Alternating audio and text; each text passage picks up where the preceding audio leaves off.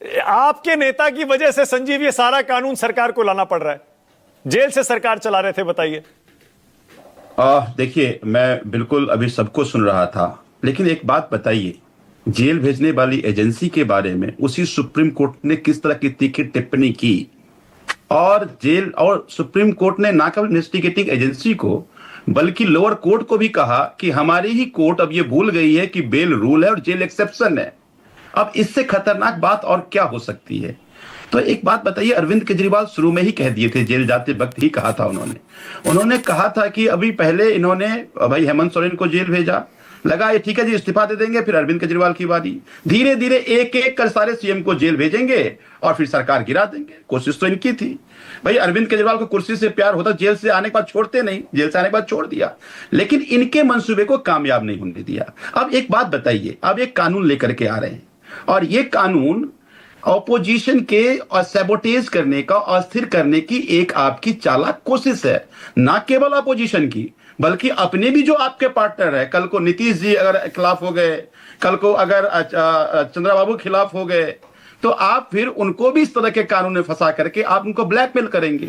आप alliance partner छोड़ दीजिए, आपके अपने भी नेता जिनसे आपकी नहीं ठीक से बनती है, अब आपको हटाने की जरूरत नहीं है, आपको वसुंधरा राजे को हटाने की जरूरत नहीं है, शिवराज सिंह चौहान को हटाने की जरूरत नहीं है, आप उनको जेल भेज दो, आप इनको कुर्सी छोड़ दो, फिर किसी को बना दो।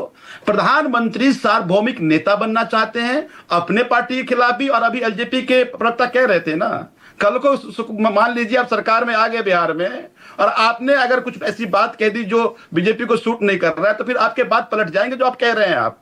तो अगर संजीव, लेकिन देखिए संजीव, कुछ सबके लिए है, कुछ तो होना पड़ेगा ना। लेकिन जेल से 6-6 महीना, 8-8 महीने, 9-9 महीने आप अपने पद पर कैसे बने रह सकते हैं, चाहे मुख्यमंत्री का पद हो या मंत्री का पद हो। अच्छा एक बात बताइए मानक जी, 2.5 साल सत्येंद्र जैन जेल में रहे और सीबीआई अब कह रही है कि ऐसा कोई सबूत नहीं है कि उनको सजाओ, केस क्लोज कर दिया। माफी मांगे प्रधानमंत्री, देंगे प्रधानमंत्री इस्तीफा, कार्रवाई होगी उस एजेंसी में जो जेल में रखा। तो क्या मजाक कर रहे हैं आप भाई? इस सरकार नहीं, देखिए एक सेकंड, नहीं संजीव, मैं दूसरी बात कह रहा हूं। मैं ये कह रहा हूं, चलिए इसमें नैतिकता का एंगल छोड़ भी दीजिए। अगर मान लीजिए महीने, 2 महीने, 4 महीने, 6 महीने, 10 महीने कोई मंत्री या मुख्यमंत्री जेल में रहता है, तो उसके काम पर भी तो फर्क पड़ता है। और जब वो काम ठीक से नहीं कर पाएगा तो जाहिर है जनता सफर करेगी, नुकसान तो जनता को होगा ना उसका।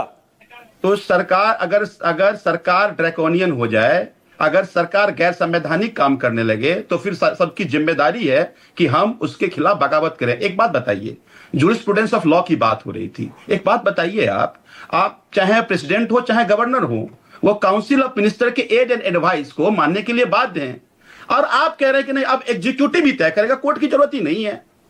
कैसा कानून बना रहे, क्या हो गया आपको? आप संविधान पलटना चाह रहे हैं क्या?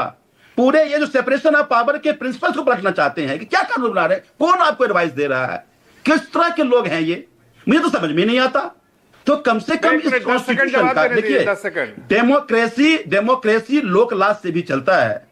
तो वो लोकलाज अगर संस्था में नहीं बची, अगर लोकलाज आप जनतंत्र में नहीं बची, जनतंत्र खत्म हो जाएगा। ये लोकलाज खत्म करके काम कर रहे हैं केवल अपनी सार्वभौमिकता को प्रूफ करने के लिए। ओके, जफर इस्लाम 20 सेकंड जनतंत्र बोलिए। जफर भाई 20 सेकंड बदलना चाहते हैं, बोलिए।